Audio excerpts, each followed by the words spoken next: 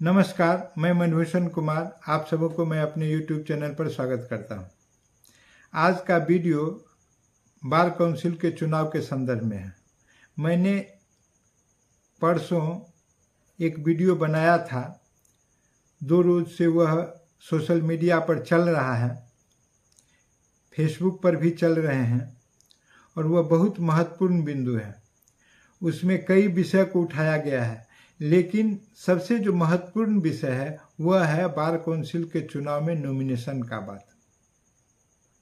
Bar council के चुनाव में 30,000 रुपया नॉमिनेशन के लिए रखा गया है और 4,000 रुपया वोटर लिस्ट के लिए और 1,000 रुपया रूल्स के लिए।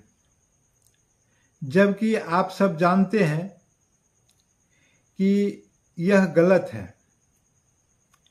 गलत इस प्रकार से है कि अभी तक यह लॉ गवर्निंग है, लॉ के लिए दिया गया है यह पुस्तक,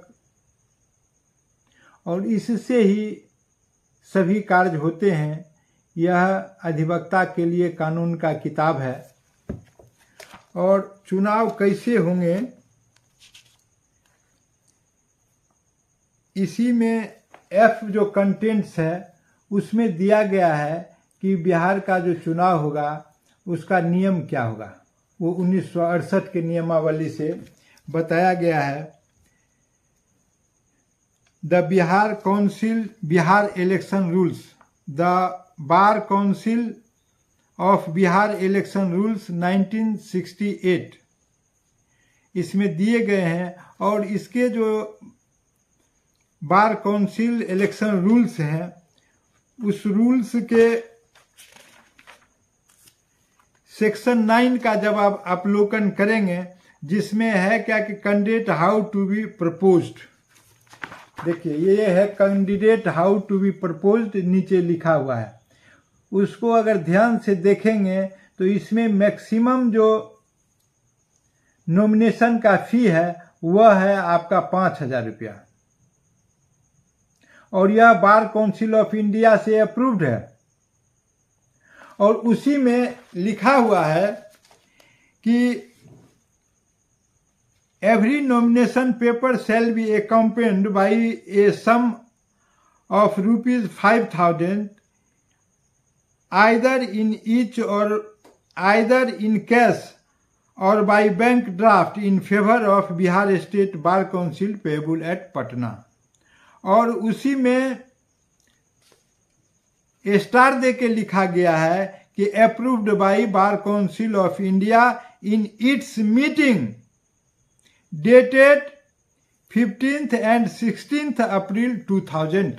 अर्थात बार काउंसिल ऑफ इंडिया के मीटिंग में, जो ऑल ओवर इंडिया का है बार काउंसिल, वो 15 और 16 अप्रैल 2000 में यह निर्णय लिया गया कि इसका जो बार काउंसिल का, स्टेट बार काउंसिल का जो चुनाव होगा उसका मैक्सिमम फीस जो है वो होगा 5,000 रुपया।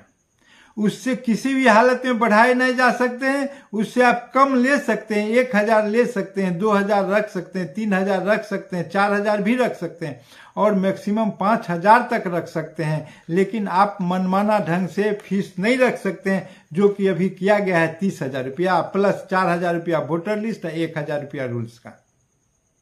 इसी में सब कुछ देना है, वो है 5,000 रुपया नॉमिनेशन फी। और ये कोई हम अपने मन से नहीं करें, यह जो है वह BCB इलेक्शन रूल्स 1968 का क्लॉज 9 का 2 में लिखा हुआ है। स्पष्ट लिखा हुआ है नीचे कि every nomination paper shall be accompanied by a sum of ₹5,000 either in cash or by the bank draft in favor of the Bihar State Bar Council payable at Patna। अब देखिए, जब इतना स्थिति स्पष्ट है फिर भी 30,000 रुपया बिल्कुल अमानवीय है। यह निश्चित रूप से जानबूझकर ऐसा किया गया है ताकि इसमें कोई पार्टिसिपेट नहीं कर सके। आज इसके लिए बार काउंसिल में सूबे बिहार के 500 से अधिक अधिवक्ता धरना दिया है, महाधरना का आयोजन किया गया है। और यह गजब स्थिति बनी हुई है कि अधिवक्ता के जो नॉमिनेशन फी है वो नियम के विपरीत है, जबकि राष्ट्रपति का नॉमिनेशन फी 15,000 है, उपराष्ट्रपति का भी 15,000 है, लोकसभा सदस्य का नॉमिनेशन फी जो है वह जो है 25,000 है, जबकि उसमें अनुसूचित जाति अनुसूचित जनजाति के लिए वह है 12,500 रुपया। और फिर जो है राज्यसभा के लिए भी वही व्यवस्था है, और फिर विधानसभा के सदस्य के लिए 10,000 रुपया, और उनके अनुसूचित जाति और अनुसूचित जाति जनजाति के लिए फिर 5,000 रुपया का प्रावधान किया गया है। क्या यह चुनाव राष्ट्रपति जो हमारे देश के हैं जिन एकल पद है उससे भी बड़ा है? क्या अब यह सवाल है कि बार काउंसिल जो बन रहा है इससे लोकतंत्र बचेगा?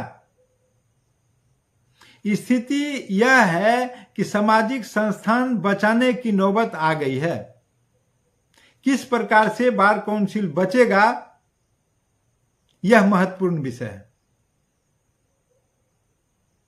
और इसके लिए सूबे बिहार से लोगों ने जाकर पटना में धरना भी दिया है, उसके लिए डॉक्यूमेंट भी तैयार किए जा रहे हैं, और संभावना यह बन रही है कि एक दो रोज में पटना हाईकोर्ट में उच्च न्यायालय में इसके संदर्भ में रीट भी होंगे, बावजूद इसके कि निर्वाचन कार्य आरंभ हो गए।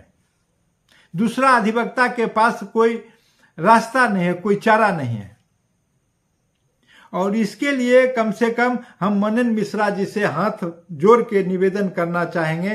वो बार काउंसिल ऑफ इंडिया के अध्यक्ष हैं, समस्त भारत के गार्जियन हैं वो। उनको हर चीज पता है कि किस राज्य में कितना नॉमिनेशन का फी है, फिर अपने राज्य में इस प्रकार का कृत्य किस प्रकार से होने दे रहे हैं। आप हम सब के गार्जियन हैं, आपको समदर्शी होना है। फिर यह विभेद राज्य और राज्य में कैसे हो रहा है, एक बार काउंसिल और दूसरे बार काउंसिल में भेद कैसे हो रहा है।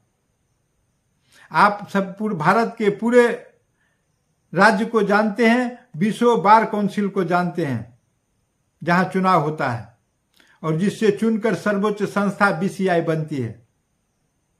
इसलिए एक बार पुनः निवेदन होगा कि सभी लोग बैठ के इस पर पुनर्विचार करें कि किस प्रकार से यह लोकतंत्र बचेगा, लोकतांत्रिक व्यवस्था में आम जन पार्टिसिपेट करेगा, किस प्रकार से गरीब अधिवक्ता भी एक प्रत्याशी बन सकता है जिसमें दलित है, हरिजन है, पिछड़ा है, अति पिछड़ा है, महिला है, विकलांग है, थर्ड जेंडर है। आखिर क्या हो रहा है?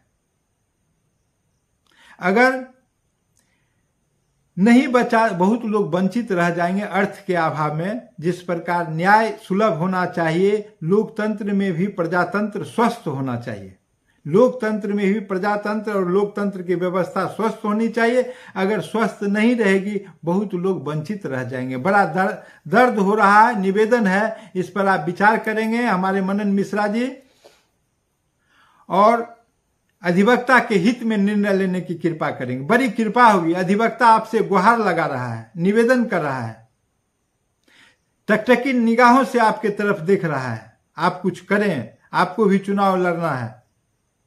इन्हीं बातों के साथ इस वीडियो को समाप्त करना चाहूंगा, और अगर अच्छा लगे तो सब्सक्राइब करें और बेल आइकन दबाने का काम करें।